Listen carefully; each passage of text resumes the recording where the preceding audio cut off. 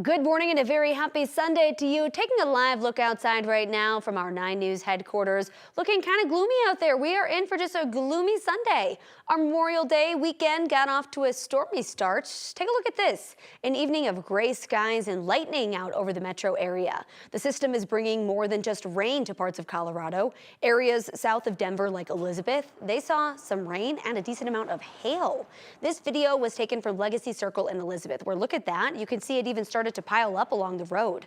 Thank you so much for joining us, for being here on a Sunday with us. I'm Lauren Scafidi. We'll be taking a closer look at the impact in just a minute, but first, let's check in with Weather Impact meteorologist Jaden Knowles. Jaden, what's the outlook for today and tomorrow? We are expecting some more showers and thunderstorms, mainly in the afternoon hours for today. You can see right now still looking gloomy, a little foggy out there as well, but we're going to break that down for you. So far, looking at our tower cams, we just saw it still pretty foggy so far. We did see that dense fog advisory early on this morning, but they did cancel that. That's now out there towards the eastern plains, including parts of Burlington. Current temperatures, it is chilly, so definitely grab that light jacket. And don't forget the umbrella. We're in the low 50s currently, and we're really going to struggle warming up this afternoon. But once again, that could be the saving grace, because that's one of the ingredients that we're lacking, is that instability.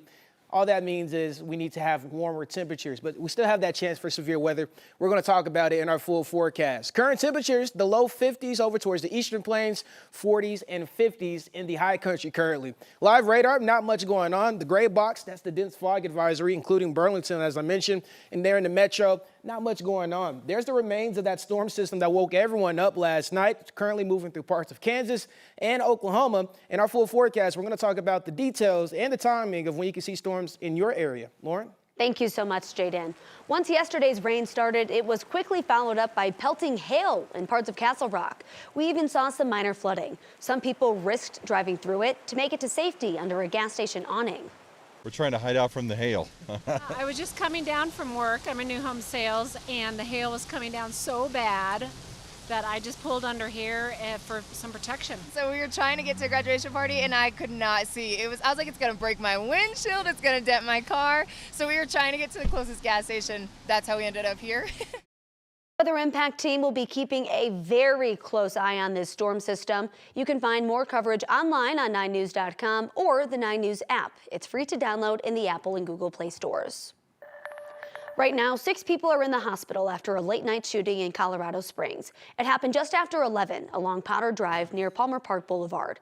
Police say they found several people with gunshot wounds at the scene. One of the victims is in critical condition. Investigators say they think an argument led up to that shooting. No word yet on whether they have a suspect in custody or how that person in critical condition is doing. They are asking anyone with information to call the CSPD non-emergency line.